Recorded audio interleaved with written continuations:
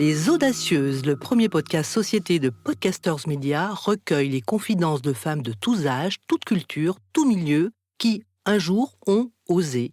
Osé faire sa mue, osé sortir de sa zone de confort, osé faire bouger les lignes pour soi et les autres, entreprendre ici ou ailleurs, créer, transmettre. Ces femmes audacieuses, je les invite à mon micro. Je suis Carole Renucci, journaliste, et pour moi aussi, l'audace est un carburant.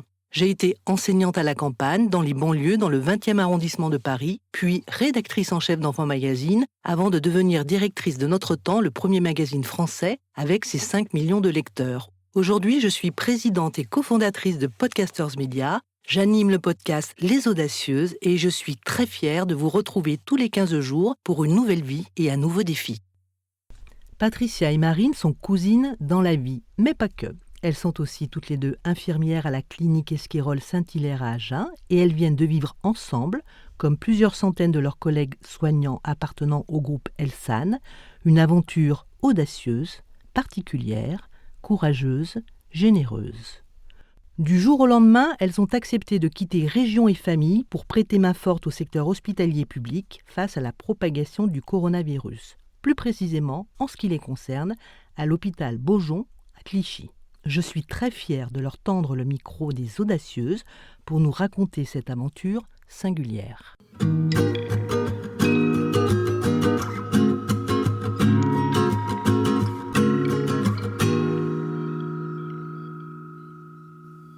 Patricia, racontez-nous un peu comment tout ça a commencé. En fait, j'ai reçu un appel téléphonique un dimanche après-midi. Il était aux alentours de 15h de notre DRH, la directrice des ressources humaines, me demandant si j'étais d'accord pour partir dès le lendemain, prêter main forte aux hôpitaux de Paris. Cette demande vous a surprise ? Oui, parce que je m'attendais plus à ce que j'ai un appel de la réserve sanitaire. Je m'attendais pas, non, forcément à ce que ma direction m'appelle pour ça. Et alors la réserve sanitaire, Patricia, c'est quoi exactement ? Expliquez-nous. C'est une réserve de soignants. On s'inscrit sur une réserve auprès du ministère de la Santé qui peut faire appel à nous en cas de plan blanc, de besoin de renfort dans certaines situations. Pourquoi vous vous êtes inscrite sur cette réserve ? Je me suis inscrite dès le début du Covid-19 et après, je pensais qu'ils allaient m'appeler et ils n'ont pas eu le temps. D'accord. Mais alors, pourquoi vous êtes-vous inscrite ? Expliquez-moi que je comprenne bien ce qui se passe dans votre tête au moment où cette crise démarre. Moi, j'ai toujours voulu faire de l'humanitaire. Je ne peux pas pour le moment parce que j'ai quand même quatre enfants. Donc, je me suis dit que si jamais nos collègues avaient besoin, puisque ça a quand même commencé dans le nord de la France, s'ils avaient besoin, que j'étais disponible pour pouvoir prêter main forte. En fait, c'est difficile à expliquer parce que ça me paraissait être normal d'aider nos collègues et les gens, surtout en période de crise sanitaire comme ça. D'accord. Et pour vous, Marine, alors comment ça s'est passé ? Expliquez-nous également. Vous vous attendiez à cet appel ? Pas du tout. Moi, j'étais au travail et donc ouais, c'était quasiment à la même heure et en fait, voilà, j'ai ma collègue qui a répondu et qui m'a dit: «Beh, voilà, il y a madame Pasquier qui veut te parler». Alors madame Pasquier, qui est notre DRH, donc très étonnée et puis au final, voilà, c'était pour me proposer de partir dès le lendemain sur Paris. Donc j'ai dit oui, instinctivement. Donc non, non, enfin, au début, on est surpris parce qu'on se dit pourquoi moi? Et puis au final, on se pose plus de questions, on dit bon OK, c'est moi, donc on part demain. Et moi, j'étais pas du tout inscrite sur la réserve sanitaire ni quoi que ce soit. Je savais que je voulais aller aider, je savais. Je me suis dit: «J'ai envie d'aller aider», mais par contre, par des contraintes où je suis dans le privé, comment aller aider au public alors qu'on est dans une structure privée? Je me posais pas mal de questions et justement, j'en parlais avec un ami 2 heures avant qui, lui, venait de s'inscrire sur la réserve sanitaire et au final, je lui ai dit: «Ah tiens, finalement, c'est moi qui pars plutôt que toi» et alors que je suis pas inscrite. Alors donc vous recevez cette information ou cette demande, vous êtes un petit peu surprise, hein, c'est ce que j'entends dans vos propos, mais dès le lendemain, ça y est, vous êtes parties toutes les deux. Donc vous êtes ensemble dans cette aventure, Patricia ? Oui, tout à fait. Oui, oui, oui, on est partis ensemble. Déjà, on s'est envoyé des messages dès qu'on a eu l'appel et ensuite, on attendait les confirmations du directeur des hôpitaux de Paris qui nous a appelés, il était 21h30 je crois à peu près approximativement et on a continué à s'envoyer des messages et le matin, on s'est retrouvés, à la gare toutes les 2. Vous êtes aussi cousines, hein, toutes les 2. Oui, Donc vous vous mmh, retrouvez toutes les 2. Vous avez une dizaine d'années d'écart. Patricia, c'est vous l'aînée, si je puis dire. oui, Marine, vous êtes relativement récente, enfin vous avez 7 ans d'exercice en tant qu'infirmière, donc vous êtes une mmh. jeune femme d'une trentaine d'années. Vous vous retrouvez toutes les 2 dans ce train. Qu'est-ce qui se passe à ce moment-là? Comment vous entrevoyez les choses? Enfin bon, vous quittez Agen, votre sud-ouest, pour aller à Paris avec toutes les inconnues que ça suppose, et notamment vous vous dirigez vers une grosse structure hospitalière publique. Patricia, dites-moi ce qui se passe dans votre tête à ce moment-là. Il y a plein de questions, plein de je crois qu'on a eu, déjà une fraction de seconde pour réfléchir à tout ça. Déjà savoir, qu'est-ce qu'on allait trouver. Il y a quelque part une petite, peur, de savoir, bah, où on allait, ou à quelle sauce on allait être mangé et on a discuté, mais pas très longtemps. On était, je crois, dans un état un peu second toutes les 2 de savoir, enfin, pour ma part, c'était ça, de savoir, où j'allais être, où on allait être, ce qui allait se passer. Voilà. C'était j'y vais, mais j'ai peur aussi. Mais alors, Voilà. vous aviez peur de quoi, Patricia? Bah, déjà, en fait, comme disait Marine, on est dans une structure, privée et la différence entre le privé et le public, pardon, est assez grande. Ensuite, savoir ce que c'était vraiment parce que les malades, à quoi on allait avoir affaire parce que c'est une chose de les voir à la télé. Nous, on n'en a pas eu ici à Agen. C'en est une autre de les côtoyer, savoir dans quel service nous allions, être, où nous étions logés, puisqu'on n'avait aucune, information, hein. On savait qu'on était logés, mais où, voilà, comment ça allait se passer, on ne savait pas du tout, on ne savait pas quel serait notre planning, on est parti, mais carrément à l'aventure. On nous a dit: «Vous partez, il y a le train demain à 9h50, vous allez être dans tel hôpital» et c'est tout ce qu'on savait. Mais vous y êtes allée, hein, vous êtes bien dans les audacieuses, il n'y a pas de sujet là-dessus. Marine, dites-nous, est-ce que vous aviez, une crainte particulière par rapport à la maladie, par exemple? Non, pas du tout. Pas du tout, enfin, pas du tout dans le sens où, oui certes, enfin c'est une maladie qui est extrêmement, virulente, mais après, des maladies infectieuses, on en a aussi côtoyé dans notre métier donc alors peut-être pas aussi fortes, ça c'est sûr, mais on en a aussi côtoyé et c'est un peu notre quotidien. Mais j'avoue que le je rejoins Patricia sur le fait que, beh, voilà, on a été envoyés c'est vrai que dans le train, on s'est pas, ouais, trop parlé. On était dans notre bulle chacune et voilà, dans ma tête, pour 10 000 questions, de me dire, à un moment donné, je me suis dit: «Mais qu'est-ce que je fais là? Ça va être, compliqué» et puis au final, ouais, voilà, on savait juste qu'on avait un taxi qui nous attendait, qui nous amenait à un tel endroit et c'est tout ce qu'on avait encore comme info. Mais après la crainte de la maladie, c'est surtout la crainte de savoir si on allait être à la hauteur, si on allait pouvoir, gérer au mieux, enfin, nos questions qu'on se pose dans le quotidien, dans notre profession. Mais, on n'était pas prête après du coup à on n'avait pas la réalité de la chose. On avait la télé, on avait, tout ce qui se disait et puis après quand on a été confrontés, on a dit: «Ouais, c'est pas» Donc voilà. une grosse part d'inconnu, mais vous êtes dans le train, vous y allez. Est-ce qu'à ce moment-là, vous saviez pour combien de temps ça allait durer? Oui, non, madame Pesquet, nous avait, demandé combien de temps on était prête à partir. Et Patricia a bien répondu en disant, 1 mois. Je lui ai dit: «OK, 1 mois». Au début, je me suis dit: «Je tiendrai pas 1 mois» et puis au final, c'est passé, à une vitesse, que les 1 mois, on avait l'impression que c'était une semaine, quoi. C'est vraiment passé très vite. Alors racontez-nous, vous arrivez, à Paris, qu'est-ce qui se passe à ce moment-là? Ce qui se passe, c'est que bon, beh, déjà, on loupe le premier taxi parce que retard du train. Mmh. Donc on rappelle, notre correspondant, monsieur Bardot Thomas qui, très gentiment nous rappelle un deuxième taxi. Donc on prend ce taxi, on arrive, dans un Paris, vide, donc un peu, dans un monde c'est calme, c'est trop calme, c'est limite, ça fait peur, enfin derrière la surprise, c'est on a un petit sentiment de crainte quand même parce que si Paris est comme ça, c'est qu'il y a quelque chose qui se passe. Donc on traverse Paris vide, les Champs-Élysées, quasi vides, et puis on arrive à l'hôtel où donc Thomas Bardot nous attend et puis il nous explique le fonctionnement de l'hôtel, nous donne nos clés et il nous propose de se revoir plus tard quand l'arrivée des autres collègues des autres cliniques Elsan arrive en fin d'après-midi, parce qu'on était arrivés en début d'après-midi et voilà, nous explique vite fait le fonctionnement du lendemain, parce qu'après il l'a expliqué à tout le monde, le soir quand les Mmh. autres sont arrivés. Donc voilà, c'est toujours un peu d'inconnu. Il nous a donné des heures de passage, mais après on savait pas dans quel service on allait aller, et quand on allait commencer, donc voilà. Voilà. Donc, vous vous retrouvez dans un groupe, comme vous venez de le dire, de soignants du groupe Elsan. Vous savez que vous allez être opérationnel dès le lendemain. Et donc, vous êtes affectées toutes les deux à l'hôpital Beaujon.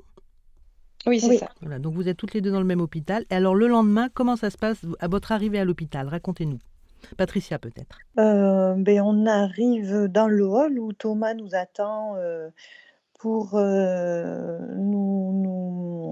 nous faire une petite rencontre avec, le directeur de l'hôpital et la directrice des soins qui, nous remercient, pour nos renforts, voilà, ils sont très émus et ensuite nous rencontrons le cadre supérieur qui, commence à nous affecter, dans nos différents postes. Donc voilà, Donc à là, peu vous faites près. connaissance avec les équipes parisiennes du secteur public. Vous avez une appréhension? Quel est le contact? Comment ça se passe? Patricia. Le contact avec les cadres est plutôt très, très chaleureux. Ils sont très émus de nous voir et très rassurés et contents aussi parce que voilà, ils se disent, un peu d'air frais. Voilà, on nous fait visiter des services et je dois avouer que là, ça a été, une grosse surprise, parce qu'on ne s'attendait pas à ça. C'est-à-dire, c'est quoi ça? C'est-à-dire un hôpital qui est complètement fermé avec des bâches partout, des portes fermées, scotchées avec marqué secteur covid, partout, partout. Voilà, un hôpital qui est aussi, c'est rigolo parce qu'on arrive dans un hôpital qui est très ancien puisqu'il date de 1935, des vieux bâtiments, mais qui est très chargé, émotionnellement. Voilà, il y a plein de sentiments et d'émotions qui se mélangent, sur cette journée-là. Excitation, voilà, une angoisse aussi, enfin plein de choses. Mais c'est vrai que pour ma part, la grosse surprise, ça a été les bâches partout et les secteurs covid fermés partout, partout. D'accord. Et pour vous, Marine, une surprise? Inquiétude? Déjà pour l'accueil, non, comme dit Patricia, on a été très bien accueillis. Comme j'ai pu le dire, dans ma lettre, ça a été, un moment assez fort, de la chargée de mission qui n'a pas pu retenir ses larmes. Je pense qu'ils étaient, contents de nous voir, mais un peu stressés par tout ça parce que comment gérer ce renfort, sans nous mettre en difficulté?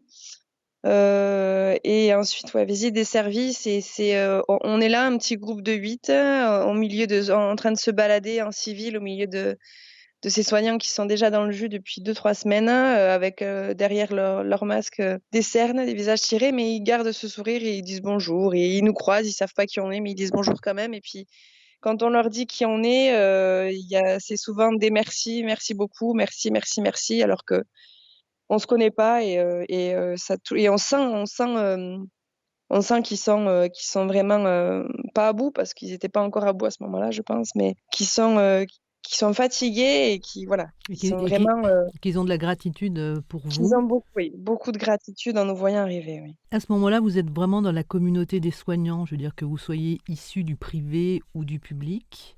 Est-ce que ça, vous le ressentez? Est-ce que vous sentez une osmose? Est-ce que vous sentez, vous, de votre côté, un véritable accueil, en fait, dans une famille? Ah oui, oui, là, il y a plus de privé public, là, il y a des soignants et c'est tout, quoi. Il y a rien d'autre, après quand on a été affectés dans nos services, ils étaient même étonnés que ce soit du privé. Quand on arrive du privé, ils se sont dit: «Ah bon?» Et donc on a dit: «Oui» et en fait, au final, privé public, là, il y avait plus de barrière, quoi. C'est des soignants et on est soignants et on se serre les coudes et en avant, quoi. Alors, On va parler du grand bain maintenant. Vous arrivez, puis à un moment donné, il faut y aller. Donc comment ça se passe les premiers jours? Dites-nous. Marine, peut-être? Mmh. Les premiers jours, j'arrive dans un service donc en réa hépato-digestive, dans un service qui est coupé en 2. Il y a un service côté Covid, donc où tout est bâché, on y rentre, que si on est amené, à s'occuper des patients Covid et un service dit sain, dit propre. Donc je commence moi mon service, dans le côté sain, histoire de me familiariser avec le service et là, le grand bain, c'est surtout que du coup, ce service-là, qui est normalement hépatodigestif, réanimation hépatodigestive, s'est transformé en réanimation pluridisciplinaire, c'est-à-dire qu'il y a de tout patient qui arrive et on a eu beaucoup de patients, de traumas crâniens, de choses que je n'étais pas du tout habituée, avec des machines de partout, donc je n'ai pas l'habitude. Et ça a été beaucoup sur le coup, je me suis dit, je vais pas y arriver, c'est pas possible.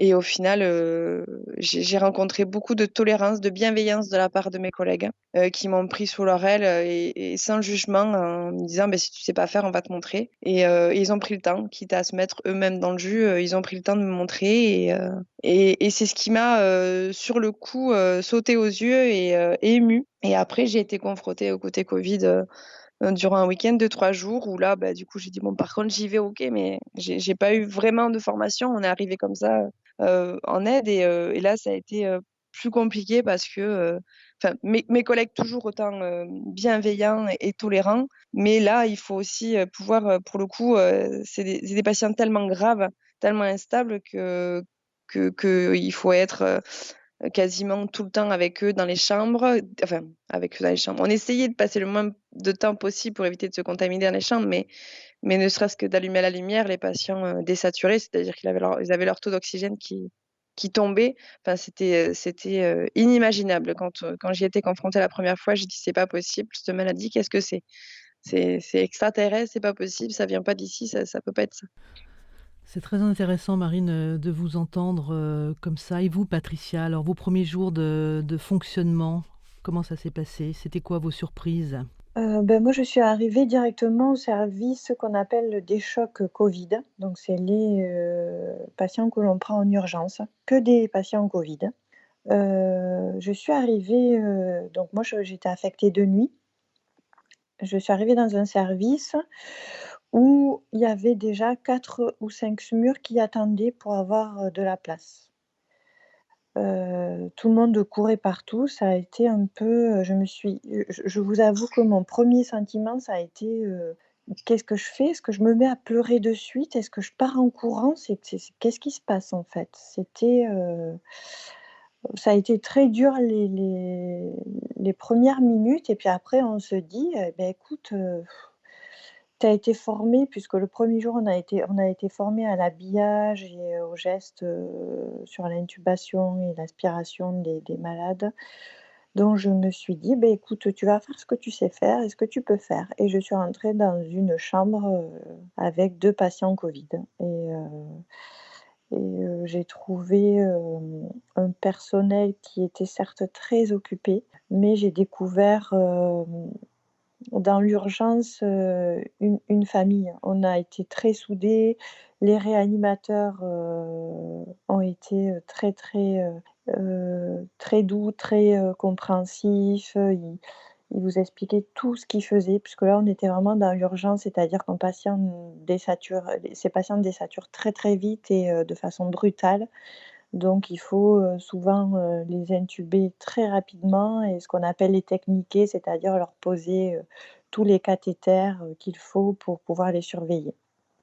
Et comme disait Marine, et là où je la rejoins, c'est que ce sont des patients qui sont très, très instables et il nous est arrivé de passer, la nuit dans les chambres parce que, comme je vous le disais, c'est un service d'urgence et pour les stabiliser, c'était très, très long. Vous aviez imaginé, Patricia, vous qui avez un tout petit peu plus d'expérience que Marine, mais je lui poserai également la question, qu'un jour vous seriez confrontée à une telle ampleur, à de telles difficultés? Honnêtement, non. On a déjà fait de la réa avec Marine, le SDRA, c'est, une pathologie qu'on connaît qui est très grave chez des patients, qui n'ont pas le Covid, mais là, ça n'a rien à voir. Ces patients sont instables.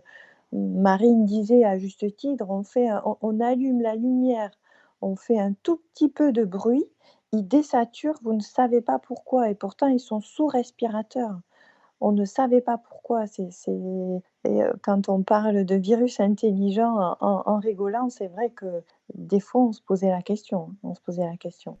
Donc en fait, il y a une certaine forme d'impuissance que vous ressentez à ce moment-là, hein. C'est un peu ça votre sentiment? Bah, on a des moyens dans nos mains pour pouvoir, pallier à ces formes de désaturation mais on n'a pas tout. Voilà, on est quand même face à ce virus, oui, on était impuissants quand même. Il y a une grande forme d'incertitude en fait, hein, Voilà. si je comprends bien. C'est ça qui est particulièrement, nouveau, j'allais dire inédit, un mot qu'on a Mmh, beaucoup utilisé au cours des dernières semaines. mmh. Vous n'imaginiez pas arriver à ce type de fonction ou d'action, de mission, peu importe. Pourquoi avez-vous choisi ce métier, Patricia? Déjà de par mon parcours, personnel, je crois on a tous nos petites histoires qui font qu'on n'arrive pas, infirmière par hasard, hein. Ma maman a eu la leucémie, elle était très jeune, et je pense que j'ai toujours, voulu être dans le soin. Pas pour exorciser la maladie de ma maman, hein, puisqu'elle va très bien et elle s'en est sortie, mais parce que, je pense que c'est quelque chose qu'on a au fond de soi. Le soin aux autres, c'est quelque chose qu'on a au fond de soi. Voilà, je pense, on parle pas de vocation parce qu'on n'aime pas chez nous parler de vocation. Ça met en colère certaines personnes, mais c'est vrai que je pense qu'on n'arrive pas, dans ce métier-là par hasard. Marine, vous avez écrit une lettre très belle, très touchante. Vous pouvez alors une lettre que vous avez envoyée à qui? Reprécisez-nous les choses et quel était votre message ou votre volonté au travers de cette lettre? Alors, j'ai écrit cette lettre, donc à ma direction déjà principalement, à madame Pesquet et à monsieur Combe qui est directeur de la clinique Elsan, à Agen et madame Pesquet, notre DRH et ensuite, j'ai écrit, cette lettre donc aux différents intervenants qu'on a pu voir à Beaujon, donc à la chargée de mission, au directeur de l'hôpital de Beaujon et heu et à la chargée de enfin les comment dire? Les cadres qui nous ont accueillis quand on est arrivés. D'accord. Voilà et pour moi, enfin, c'était une lettre, c'est plus un compte rendu d'expérience et je comptais le faire, mais je savais pas trop comment le faire et puis au final sur un week-end où je suis partie passer le week-end chez mes parents, j'ai dit: «Beh, tiens, je vais faire cette lettre» et puis je me suis mise à l'ordinateur et en fait, j'aurais pu en écrire encore beaucoup, beaucoup. Puis je me suis dit: «4 pages, c'est bien». Donc j'ai essayé de vraiment de faire, de retranscrire vraiment le principal et de ce que j'avais ressenti parce qu'au final, on est comment dire? Dans une société où on est toujours beaucoup plus, apte et ouvert à la critique et beaucoup moins ouvert à la gentillesse et à la bienveillance de dire aux gens combien on a apprécié leur compagnie et combien on a apprécié ça m'en met, j'en suis même émue, j'en ai les larmes aux yeux. Hem Qu'on a apprécié voilà leur bienveillance, leur tolérance, quand on est arrivé là-bas et c'était vraiment pour dire merci, pour leur dire merci et pour leur prouver que, ce qu'ils ont fait, c'est bien et qu'ils nous ont vraiment très bien accueillis et voilà, c'est toujours bien d'avoir un retour, positif et non pas négatif comme on a l'habitude de faire. On a la critique facile mais le compliment moins. Voilà. Le compliment moins, comme on dit dans le sud-ouest. Je suis également très touchée, Marine. Cette lettre, elle a été, lue par Martin Hirsch. Ça veut dire que lui aussi et évidemment, l'ensemble je dirais de la structure, AP-HP a été très touché par votre, courrier. On est vraiment dans un échange de gratitude. Et vous avez raison, vous l'avez dit avec vos mots, qui n'est pas forcément très habituel de nos jours. Je vous laisse vous remettre. Je passe la parole à Patricia. Patricia, qu'est-ce que vous avez appris, vous, pendant ces... Est-ce que vous avez le sentiment d'avoir beaucoup appris? Et si oui, sur quel plan? Ah oui, enfin moi j'ai beaucoup appris professionnellement parlant, déjà parce que il a fallu apprendre très très vite et en très peu de temps des nouvelles techniques, des nouveaux matériels, pardon. Voilà, beaucoup de choses très rapidement, beaucoup de choses sur une maladie qui n'est pas facile du tout, beaucoup de choses sur moi-même aussi. Et puis on se découvre, on se dit: «Mais on a une facilité d'adaptation qui est énorme finalement» et sortir de notre zone de confort, même si c'est très difficile, bah, ça a du bon aussi. Après, j'ai appris beaucoup sur des personnes, des soignants qui ont été formidables, qui nous ont accueillis à bras ouverts comme si on était, là depuis toujours, qui n'ont pas, qui n'ont pas marqué nos difficultés, mais qui se sont servis de nos facilités et de nos connaissances et qui nous ont appris et partagé plein de choses. Donc c'était de la bienveillance, de la générosité. Parlons un petit peu, Patricia, si vous voulez bien, des patients, parce que j'imagine qu'à contexte exceptionnel, patients peut-être différents et exceptionnels aussi. Quelles étaient vos relations avec eux? Est-ce qu'il y a eu des moments particulièrement forts? Les relations, c'était difficile parce que ça allait très, très vite et parce on les intubait rapidement, donc on les mettait dans un coma artificiel et on les branchait sous un respirateur.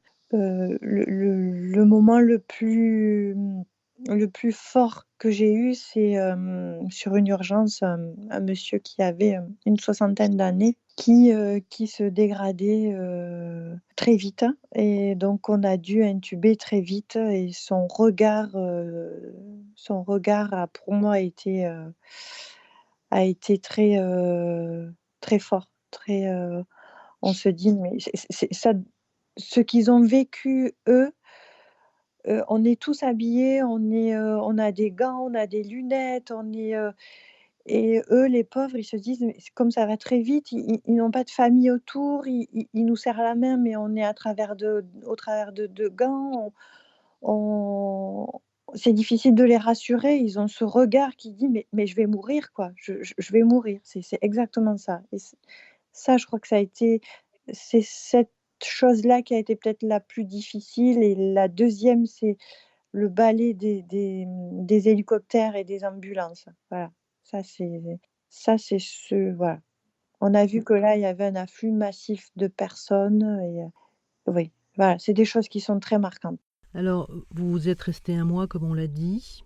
Au bout d'un mois, vous rentrez chez vous. Alors, évidemment, vous avez été très en retrait de votre vie familiale. Vous l'avez dit, Patricia, vous avez 4 enfants. Donc, les laisser, ça ne devait pas être simple. Alors, les retrouvailles, le retour, l'atterrissage. Difficile, enfin, c'est difficile parce que on était tellement contents de se revoir, et contentes, mais pas de câlins, pas de bisous et ça les gens, peuvent pas se rendre compte. Pour nous, ça a été très difficile pour les soignants, même mes collègues de Paris, ça on en discutait souvent, pas de câlins, pas de bisous à nos enfants, c'est très dur. Ça a été très dur. Mais bon, c'est comme ça, voilà, on le sait, on doit les protéger, mais rien que les voir, les avoir à côté, voilà, ça a été une ressource. Voilà, ils étaient très fiers, mais très en retrait, voilà, ils montraient pas, ça a été, voilà, Très fiers, c'est bah, ils ont des raisons de l'être et vous aussi.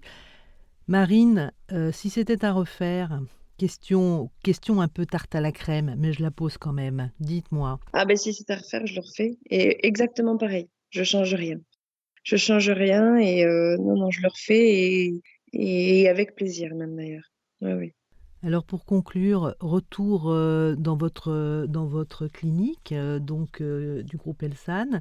Comment ça se Mmh. passe? Vous avez partagé avec vos collègues ce que vous avez vécu? C'est difficile d'exprimer ce qu'on a pu vivre, à Paris étant donné que, c'est des sentiments, qui sont décuplés et c'est difficile pour eux et c'est bien normal de comprendre et de réagir, face à tout ça. Alors on a expliqué comment ça se passait et tout ça, mais c'est vrai que c'est pas évident pour eux de comprendre vraiment ce qu'on a vécu et c'est pas évident pour nous de retranscrire les émotions à ce moment-là, alors de ce qu'on a vécu à Paris, étant donné que c'était tellement fort, que c'est les simples mots, généralement ça se passe de mots, quoi. Donc on en a parlé et je leur ai dit bien évidemment qu'on avait beaucoup de chance ici, de pas avoir à être touchés et c'est pour ça qu'il fallait qu'on fasse les choses dans l'ordre comparé à ce qui s'est passé, qu'ils ont fait ça dans le désordre et comme ils ont pu en temps de guerre, quoi. On les a balancés au feu, et ils ont dû gérer comme ils ont pu. Donc, je leur ai dit qu'ici, il fallait qu'on soit tolérants les uns les autres et qu'on fasse les choses dans l'ordre,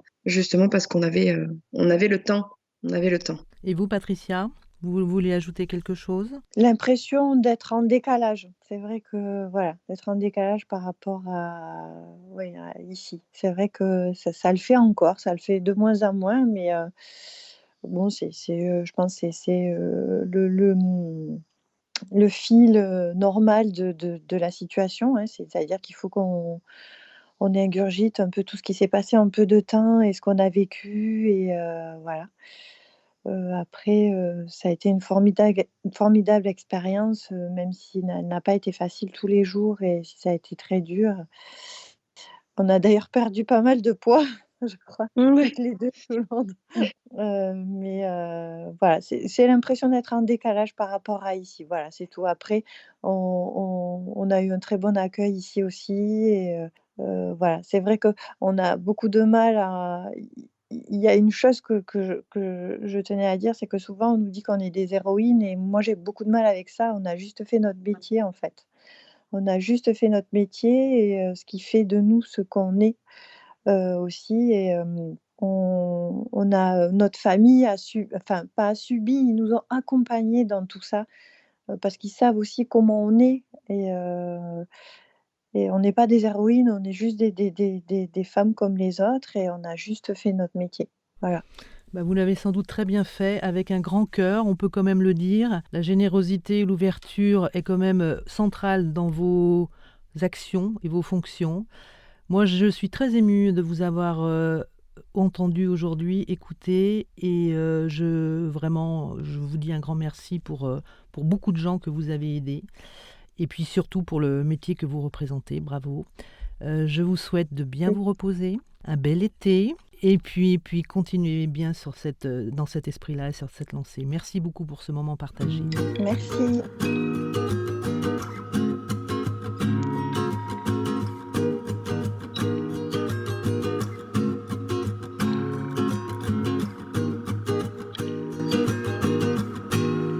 Vous venez d'écouter un nouvel épisode des Audacieuses de Podcasters Media. Nous espérons que vous avez passé un bon moment. Si c'est le cas, surtout n'hésitez pas à le faire savoir à vos proches. Vous pouvez aussi le dire sur les réseaux sociaux et nous mettre 5 étoiles sur vos plateformes d'écoute et applications préférées. Enfin, écoutez-nous, réécoutez-nous et donnez-nous de vos nouvelles sur notre site www.podcastersmedia.com, onglet Contact. À très vite.